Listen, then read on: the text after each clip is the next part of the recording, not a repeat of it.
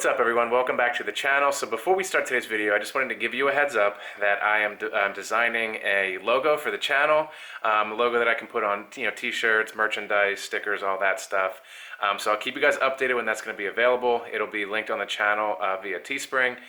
So if you guys want to continue supporting the channel and get a shirt, something like that, I'd really appreciate it. So keep your eyes out for that. I will continue to update you, and let's get on with today's video. What's going on everyone? Welcome back to the channel. Thank you for checking out this new video. So today I'm driving around in the SS, have some errands to run. So I wanted to make this in-car video. I haven't made one of these in a while. Following up on one of the most recent videos, or a couple videos ago that I posted, where I converted this from all-wheel drive to two-wheel drive. This platform with the transfer case that comes on the all-wheel drive, it's not selectable, it's full-time all-wheel drive. So if you want to convert to rear-wheel drive, you either have to change the whole transmission to a rear-wheel drive, or the easiest way, which is the way I did, is swap in a selectable transfer case. I hope you guys can hear me okay. I've never made an in-car video in this. Hopefully the exhaust isn't too loud and you can hear me. Anyway, I've had a few people ask, how does it drive now that you converted it? What do you like better? And basically, how does the all-wheel drive just overall compare to the rear-wheel drive? So when you talk about all-wheel drive versus rear-wheel drive, most people think all-wheel drive is for this. And most people think rear-wheel drive is for this. Now, while that's not completely untrue, that's kind of the two extremes of all-wheel drive versus rear-wheel drive, especially in this. So to get started, let's talk about drivability. The all-wheel drive, hands down, is obviously better at traction. I mean, that's what it's there for.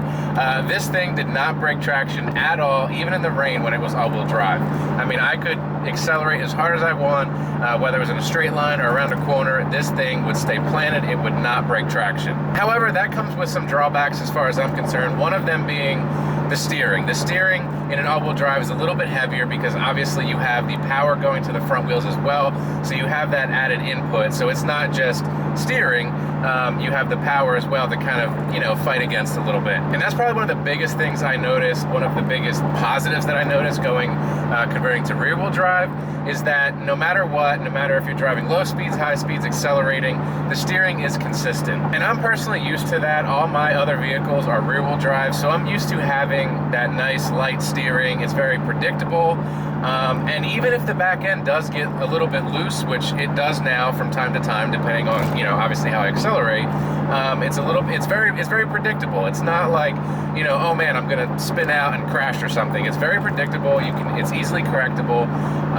So it's just something that I'm used to. As far as launches, on dry pavement, if you load up the torque converter a little bit with this now and accelerate, it will break the tires loose a little bit. It's not like I'm gonna sit there and spin, so you can still accelerate very nicely. And if you just accelerate normally, moderate to aggressively from a stop without launching this, it doesn't spin the tires. And obviously that's partly because of how heavy this truck is.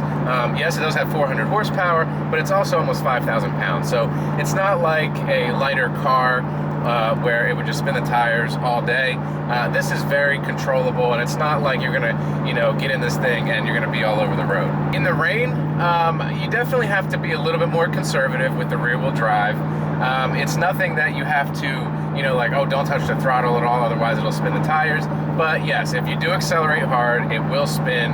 Again, around corners, you do have to be a little more cognizant of how you're driving, whereas in the all-wheel drive, you could push a little bit more. Not that I support pushing your vehicle in the rain regardless, but you did have a little bit more stability with the all-wheel drive. Now, in terms of snow, I can't obviously comment on that. I live in Florida, and that is one of the reasons that I did convert to rear-wheel drive.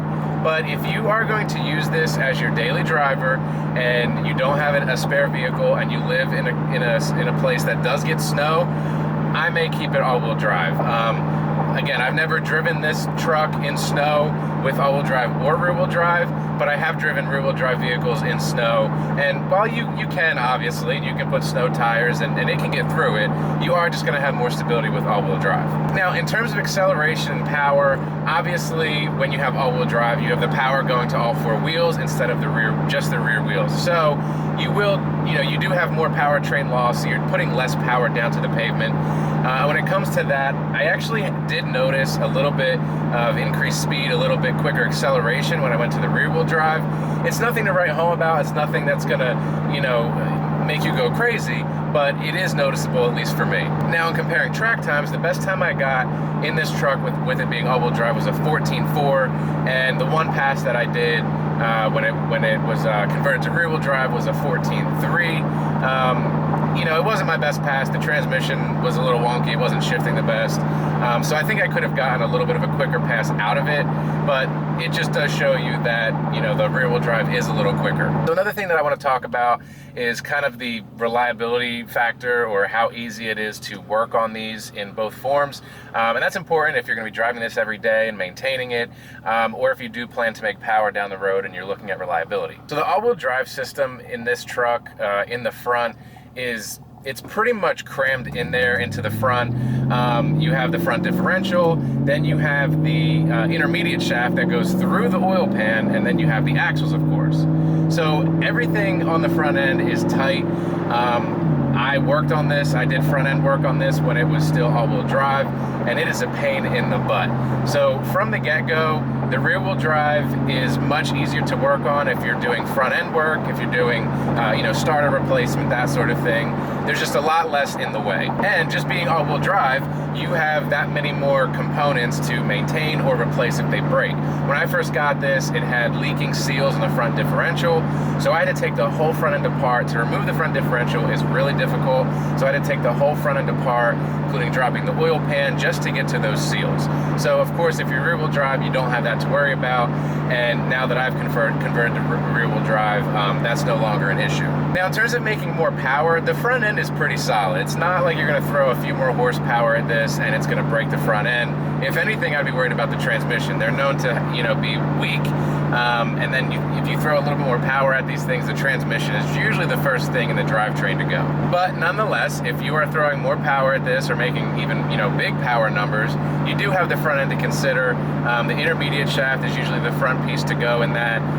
So it's just more stuff to beef up and break or fix if it breaks. The other thing I want to mention, and just kind of quickly, is gas mileage. I know if you're wanting to buy this, or you have one of these, you don't have it for the gas mileage. It gets, like, right now I'm getting 15 miles per gallon average, so you don't get these for fuel efficiency. However, the all-wheel drive is less fuel efficient. You have power going to all four wheels, therefore you're using more fuel. And I have noticed that since converting to rear-wheel drive, my gas mileage is a decent bit better. Again, it's not something that you're going to save money on gas and be able to retire early. It's nothing that crazy. But I drive this vehicle a lot, especially with the family. My son is in travel baseball, so we're always driving back and forth, long trips. So every little bit helps. So if you're considering all-wheel drive or rear-wheel drive in terms of a little bit better gas mileage, then definitely go with the rear-wheel drive. So all that being said, overall, I am very happy with the conversion that I did, and it will be staying rear-wheel drive. I'm not going to be putting it back to all-wheel drive. And, if I was in this boat a couple years ago when I was looking for one of these, I probably would have gotten the rear-wheel drive to begin with. So those are my thoughts on the conversion. Again, if you're all-wheel driving considering this, or if you're just looking for a Trailblazer SS and you're just, trying to decide which do I get, those are just some of my thoughts. I think, again, it's dependent on where you live and the kind of the climate, the weather that you see, as well as, a combination of kind of what your, overall goals are for the truck. So thanks for checking out this video. I know this is for a small market because these trucks, they weren't overly produced. I think there was like 20,000, maybe 25,000 made over their run of 3 or 4 years. But if you are considering this and you want to see input on, what to get, all-wheel drive or rear-wheel drive, I hope this video helps. And if you do already have one of these and you're debating if you want to convert from all-wheel drive to rear-wheel drive, I hope this gives you a little bit of insight into the pros and cons of each. So thanks for checking out this video. I really appreciate the support. If you enjoyed it, please give it a big thumbs up. If you're not already subscribed to the channel, please do so. And if you don't have one of these or aren't considering it, I hope at least that you enjoyed the video. So thanks again for watching. Keep wrenching on your cars, and I'll see you next time.